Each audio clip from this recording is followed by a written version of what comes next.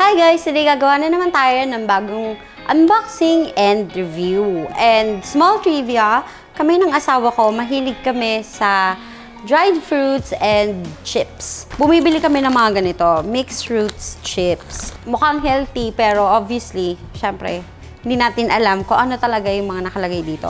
Pero ito yung mga mahilig kami, purple and orange, sweet potatoes, taro and cassava chips, yung mga ganyan. Yung asawa ko naman, mahilig siyang maglagay sa oats ng mga dried fruits like apple, mango, bananas, ganyan. So kaya, we've decided to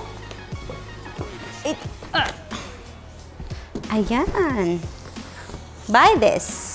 This is a Bowman Living Food Dehydrator.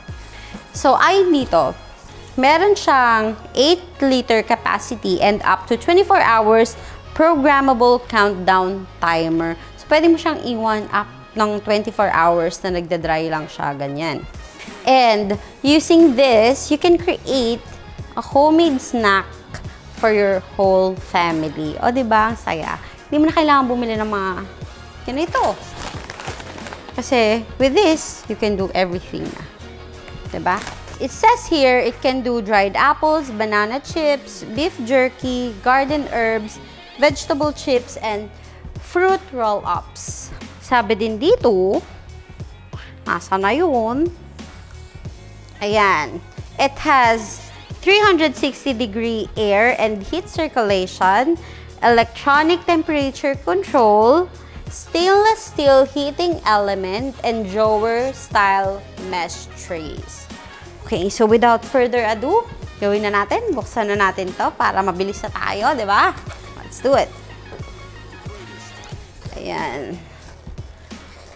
So, what's inside this box is, of course, yung warranty. Reason why I chose buying this sa SNR kasi mas madali siya pag kung sakaling may problema, dadalhin ko lang doon, diba? Ayan.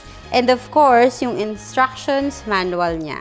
Andito yung kung paano siya gamitin, parts, features, yung before first use, at yung cleaning and maintenance. Andito rin. And of course, yung trays niya. So, may kasama siyang 4 na ganito. So, dito mo i-layer yung mga fruits, vegetables, or whatever you want to dehydrate. Dito lang siya. 4. Ayan. So, madami-dami kang pwedeng i-dehydrate in one go. Ayan. And, yung tray niya sa baba, pag may moisture or liquid na papatak, dito siya. So, hindi madudumihan yung ilalim. Ayan. So, don't forget to always put this before dehydrating para hindi madumihan masyado yung unit natin. Ayan. Now, let's move on to the most exciting part. Ito na syempre yung pinaka-masaya, yung pinaka-unit natin. Ayan, ito.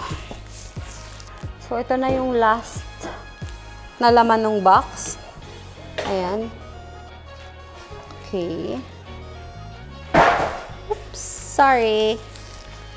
Ayan. Dahan-dahan. Baka masira ka agad. So, ito guys, yung pinaka-motor niya sa likod. Hindi siya masyadong malaki. Maliit lang siya. Manipis lang. So, hindi siya masyadong bulky. Mga 1 inch. Ayan. So, sakto lang. Ayan. And now, let's move on to its features. I-check natin yung control niya, guys. So, ito yung pinaka-temperature control niya or control knob. Ito naman sa right side, andito naman yung timer. Temperature and timer. Ito naman sa gitna, yung power button niya. So, sobrang dali niya lang guys kasi wala masyadong maraming control. 3 lang siya. Power, temperature, and timer. Ganun siya kadali. Tapos, ito naman, yung tube display or Nixie tube display, sabi nila. So, makikita mo dito yung temperature and timer. Dito naman sa taas, may makikita tayong guide. Pictures ng fruit, vegetable, meat, scented tea, and herb. And sa baba nila, andun yung recommended temperature and hours kung gaano katagal mo siya i-dehydrate. But of course, guys, always remember na itong guide na to ay reference lamang At depende pa rin, of course, sa mga factors katulad ng shape, thickness, moisture content ng ingredient na ilalagay nyo dito, yung temperature at kung gaano katagal nyo siya i-dehydrate. Ngayon, open na natin siya. Ang cute niya, no? Buksan na natin at ilagay natin ang mga tray. Ang ganda niya kasi, as you can see here pala, makikita mo dito yung kung ano yung nangyayari na sa loob. Hindi mo siya kailangan buksan ng buksan para makita kung okay na ba, kung hindi pa ba okay. Of course, once in a while, kailangan mo siyang buksan to check. Pero dapat hindi palagi kasi nag-iiba yung temperature sa loob pag palaging binubuksan. Okay? Ayan, buksan na natin. Ang ganda ng loob niya, in fairness. Ayan. As you can see here, ito yung pinaka-fan niya. Andito. Okay? So, para lang siya mini oven, ilalagay natin dito sa ilalim. Ayan. Ito yung sasalo ng lahat ng moist or kung may dumi, or not dumi, kung may liquid, ganyan. Spacious siya, in fairness.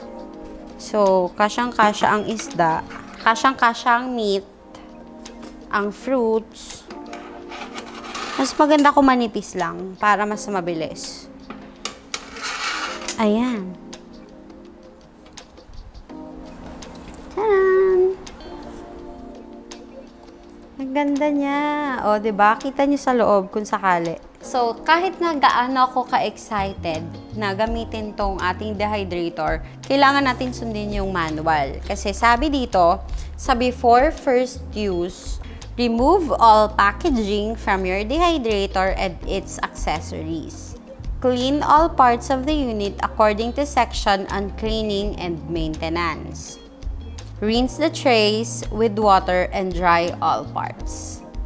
Place the dehydrator on a solid, level surface, plug in, place the trays inside the dehydrator, run the dehydrator for 30 minutes at any temperature without adding any food. Make sure that the room has sufficient ventilation in case the dehydrator produces any smoke or smells. This is normal. Ayan guys, so excited na akong gamitin to at itatry ko na siya. Feeling ko unahin ko ang fish. Kasi yun yung meron ako dito. Kasi hindi naman ako prepared. Kaya hindi ako nabili ng fruits. Kaya, unahin ko fish muna. Tilapia ang ginamit naming isda para subukan itong ating dehydrator at napagkasya namin ng 6 na isda or 1.5 isda kada tray. Isinet namin siya ng 50 degrees Celsius for 6 hours at ito na ang naging result niya.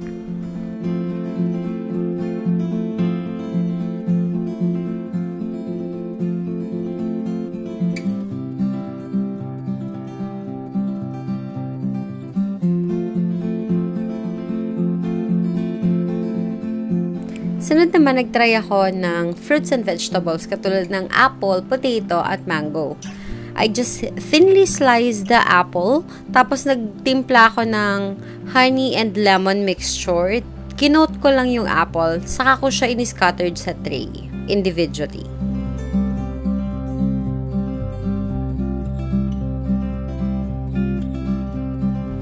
Sa potato naman, binalatan ko siya, tapos in-slice ko rin siya na thinly. Kinote ko naman siya ng salt and olive oil, saka ko siya in-scatter sa tray.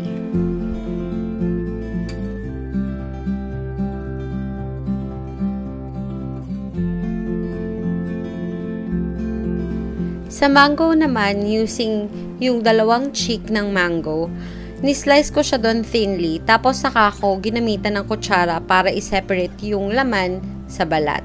And then, as is lang siya. In-scatter ko lang siya sa tray, hindi ko na siya nilagyan ng kahit na ano. Sabay-sabay na namin silang isinalang sa ating dehydrator to utilize the time, and since nagtetest lang naman tayo, isinalang namin siya at 60 degrees Celsius for 6 hours. Pero nagdagdag pa ako ng additional 1 hour kasi feeling ko hindi siya ganun ka-dehydrate pa. So, it's 7 hours in total. Last time, ginamit natin itong ating Bowman dehydrator para magdaing ng isda. And, after nun, tinry naman namin siyang gamitin sa fruits and vegetable katulad ng apple, mango, at potato. Pinagsama-sama na namin siya kasi hindi naman siya ganun karami kasi testing nga lang. Kaya kayo na ang humusga kung nagtagumpay kami sa pagde-dehydrate at paggawa ng dried apple, mango, at potato. Ito ang kinalabasan ng mango. Dried siya, pero napanipis yung gawa ko. And one thing na napansin ko, you'll have a look on this one, bakas yung tray. So, maybe kailangan ko siyang gamitan ng baking paper or wax paper. Hindi ko pa alam kung alin dun yung pwede dito. So, this is the dried mango. Successful siya kung ang pag-uusapan natin is na-dry siya. Pero, quality, hindi masyado kasi sobrang nipis. Kasalanan ko. Sorry naman. Sorry naman. Tikman natin.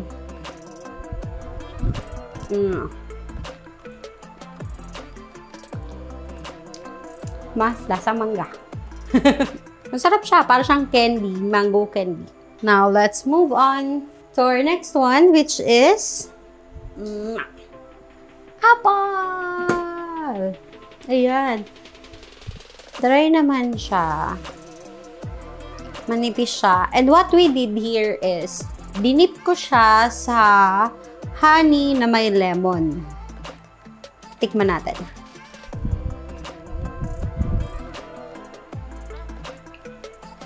Sarap! Ang sarap niya. Kasi itong mango, wala akong ginawa sa kanyang iba eh. Basta, ginahit-gahit ko lang siya, tapos diretso dito. Ito nga, apple na may honey at lemon. Ang sarap niya. And I can say na nagtagumpay kami dito sa dried apple. Ayan. Ayan, sarap. One more thing, wala siyang bakas ng tray. Although dumikit siya, pero hindi mo makikita na may bakas yung tray. Ayan. Nasa ilalim yung potato kasi nilagyan ko siya ng salt and konting olive oil. Kabaliktaran ng apple at mango, hindi ako masyadong masaya sa result ng sa potato. Hindi ko alam kung sa quality ng potato, pero look, iba yung color niya. Ay! Matigas siya. Look. As potato chips, kasi yun yung gusto kong aim. Hindi ko alam kung napakapal ba.